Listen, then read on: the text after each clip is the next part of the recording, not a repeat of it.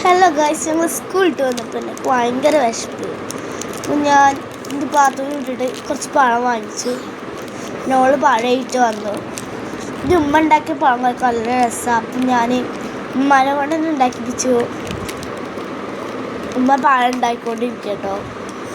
ഉമ്മ പഴം പൊരിക്കുമ്പോൾ പിന്നെ അത് കഴിക്കാൻ നല്ല രസമാണ്. ഇന്ന് എൻ്റെ ഉപ്പാക്ക് കുറേ ദൂരത്ത് പോകാനുണ്ട്. അപ്പം എൻ്റെ ഉപ്പാക്ക് ആദ്യം കൊടുക്കണം.